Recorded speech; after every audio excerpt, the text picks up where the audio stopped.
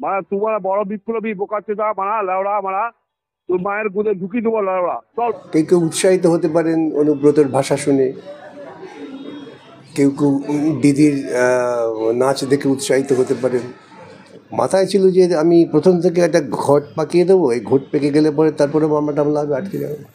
তৃণমূল এই পরিকল্পনাই করেছিলেন যাতে গণ্ডগোলটা পেকে যায়। আপনাদের যে রাজ্যের মুখ্যমন্ত্রী মমতা বন্দ্যোপাধ্যায়, সেখানে স্বচ্ছতা আশা করাতেই অস্বচ্ছতা। পশ্চিমবঙ্গ ইতিমধ্যেই ভারতবর্ষের অন্যান্য রাজ্যের কাছে একটা উপহাসের পাত্র হয়ে দাঁড়িয়েছে। তরুণ প্রার্থী যাদের যোগ্যতা গুণমান বেশি, তারা যেন চাকরি না পায়, দাগিরা চাকরি পায়, তার জন্য অতিরিক্ত 10 নম্বর দেওয়ার জন্য কি আকুতি, এবং তার জন্য কত টাকা খরচা করে বড় বড় উকিল নিয়োগ করা হচ্ছে। তৃণমূল মানেই হচ্ছে একটা অসাংস্কৃতিক গুন্ডা বদমাইশ তোলাবাজিদের সমাহার। এটা হতেই পারে। হাইকোর্টের অ্যাডভোকেট বলেই যে তিনি একেবারে সর্বাঙ্গ সুন্দর সভ্য শালীন হয়ে যাবেন, তা তো ভাবার কোনো কারণ নেই। যারা লড়াই করছেন তাদের হাত ধরে হয়েছে, আমি তো তাদের হয়ে শুধু কথা বলেছি। দুর্নীতি এমন গভীরে আছে যে সেখান থেকে মুক্ত হওয়ার মতো সাধ্য এই রাজ্য প্রশাসনের খুব কম আছে। সদিচ্ছা আছে কিনা এটাই বড় কথা। তৃণমূল এই পরিকল্পনাই করেছিলেন যাতে গণ্ডগোলটা পেকে যায়। আপনাদের মনে থাকতে পারে, আমি রেকর্ডও আছে, সওয়ালে করেছিলাম যে 2016 বাতিল হয়েছে, 2016 পরীক্ষার্থীরাই পরীক্ষা দিক, নতুন যে শূন্য পদ আছে তার জন্য তাদের নতুনদের জন্য করা হোক, আলাদা করা হোক। কিন্তু সরকার তারা তো সেটা মানেননি, তারা হই হই করে এই দুটোকে মিশিয়ে দেওয়ার চেষ্টা করেছেন। মাথায় ছিল যে আমি প্রথম থেকে একটা ঘট পাকিয়ে দেবো, এই ঘট পেকে গেলে পরে তারপরে মামলা টামলা হবে, আটকে যাবে। যে রাজ্যের মুখ্যমন্ত্রী মমতা বন্দ্যোপাধ্যায়, সেখানে স্বচ্ছতা আশা করাতেই অস্বচ্ছতা। ব্রাত্যবাবু কি বললেন তা দিয়ে কি ঠিক হবে? শিক্ষামন্ত্রী তো কী হয়েছে, আজকেই যদি মমতা একটা অন্য কথা বলে, একদম ব্রাত্যবাবু নিজের শিক্ষা টিক্ষা সব ভুলে গিয়ে বলবেন না উনি শেষ কথা, উনি যা বলেছেন সেটাই হবে।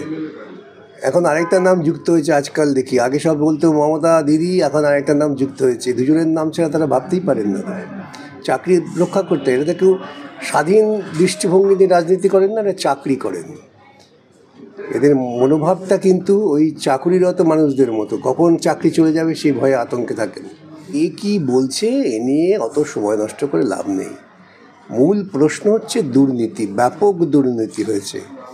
এই দুর্নীতির বিরুদ্ধে যদি সংঘবদ্ধ লড়াই না হয় তাহলে সমাজটা কখনোই মাথা তুলে দাঁড়াতে পারবে না। এটা প্রত্যেকের বোঝা উচিত। যারা রাস্তায় আন্দোলন করছেন তারা, তাদের পরিবারের লোকজন, সকলের বোঝা উচিত যে আমরা একটা দুর্নীতিমুক্ত প্রশাসন যদি তৈরি করতে না পারি তাহলে আমাদের ভবিষ্যৎ, পশ্চিমবঙ্গ ইতিমধ্যেই ভারতবর্ষের অন্যান্য রাজ্যের কাছে একটা উপহাসের পাত্র হয়ে দাঁড়িয়েছে। সেটা আরও বেশি নিন্দনীয়ভাবেই সর্বত্রই পশ্চিমবঙ্গের পরিচিতিটা হবে। এইগুলো কি ভাবছেন হঠাৎ কিছু হয়েছে নাকি? এগুলো সব পরিকল্পনা। যদি এই মামলা না হতো, যদি দুর্নীতি প্রকাশ না হতো আইনের দরবারে, তাহলে দেখতেন যে কত কোটি টাকা এখান থেকে কালেকশন হতো। এখন আমরা মামলা করাতে ওদের সবচেয়ে অসুবিধা কি, টাকা কালেকশনটা থমকে গেছে, একেবারে বন্ধ হয়েছে না, থমকে গেছে। এই জন্য এত রাগ আমাদের উপর। অঞ্চল ভিত্তিক ইন্টারভিউ হবে, কেন্দ্র ভিত্তিক হবে না। অঞ্চল ভিত্তিক টাকা কালেকশনের সুবিধা তো কেউ ধরতে পারবে না।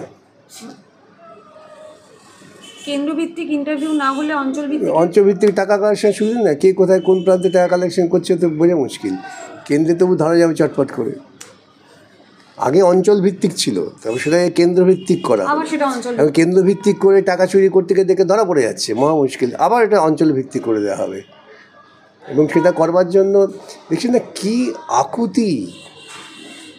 যারা মেধা সম্পন্ন তরুণ প্রার্থী, যাদের যোগ্যতা গুণমান বেশি, তারা যেন চাকরি না পায়, দাগিরা চাকরি পায়, তার জন্য অতিরিক্ত 10 নম্বর দেওয়ার জন্য কি আকুতি, এবং তার জন্য কত টাকা খরচা করে বড় বড় উকিল নিয়োগ করা হচ্ছে।